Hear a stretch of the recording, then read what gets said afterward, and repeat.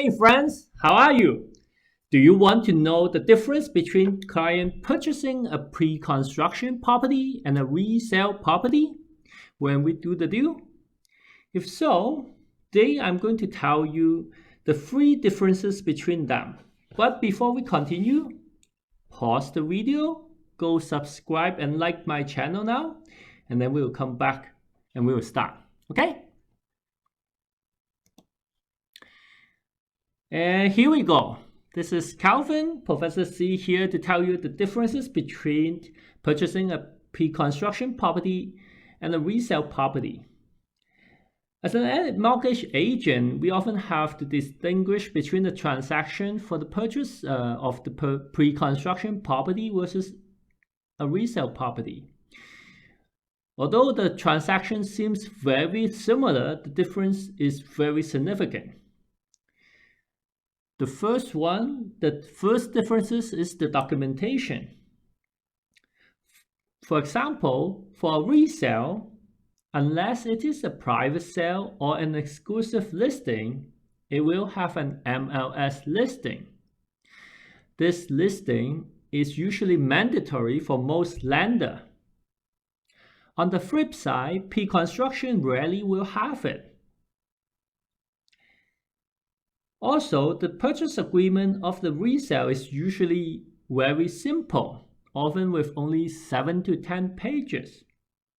However, a pre-construction purchase agreement can be anywhere between 30 to 50 pages, with many schedules, often with floor plan, site plan, and carry-on documentation.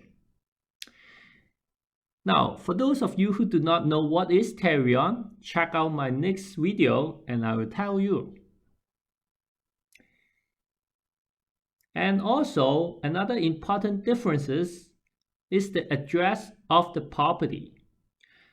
On a pre-construction purchase, the address is usually not on the purchase agreement. The address is usually set in a much later date, closer to the closing date. On the resale, the address is obviously on the purchase agreement. It is also important to note that the closing date on the pre-construction case is usually not on the documentation.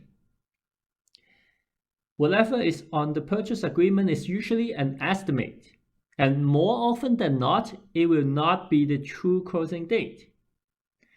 This is of course not the case for a resale deal, which will have a definite closing date stated on the purchase agreement.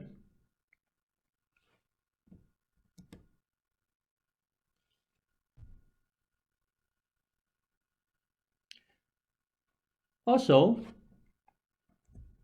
let me backtrack here. Speaking of closing date, it is very important to note that for pre-construction, that is a condo, no matter it is a condo high-rise or condo townhouse, there might be 2 closings instead of 1. The first one, known as interim closing or occupancy closing, this is not a true closing in mortgage terms. At this closing, you are only getting the key to the property and getting access to it. However, the property owner is still the builder, so you are merely a tenant, and therefore you need to pay rent to the builder. And it is for this reason that the bank cannot lien the property and cannot put a mortgage on the property. Now, the second closing is called a final closing. It is then that you are the true owner and the mortgage can be arranged. Usually, there will be a 3 to 6 month period between the interim closing and the final closing. But it also depends on the builder and the project. So please ask your builder or lawyer when is the final closing date. Now please note that if you ask your builder and your lawyer, they may say that they do not know when will be the final closing, and that is true. They may not know ahead of time when is the final closing until later too. So the only thing you can do if they say that they do not know is to check back later. Okay? So lastly, the purpose of the purchase is different between the pre-construction and the resale. For example, if the client has not decided whether to purchase the property for investment purposes or for self-use, it would not be that much matter for a resale. However, for pre-construction, it is very important for them to decide and tell the builder what they decide to do with the property.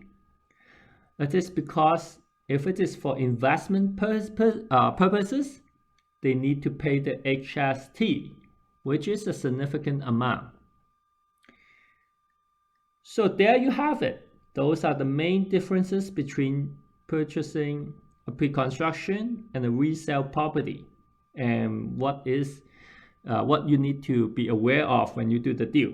Okay, hope you enjoy, and again, please go to like my channel, subscribe, and maybe leave a comment there. Okay, thank you.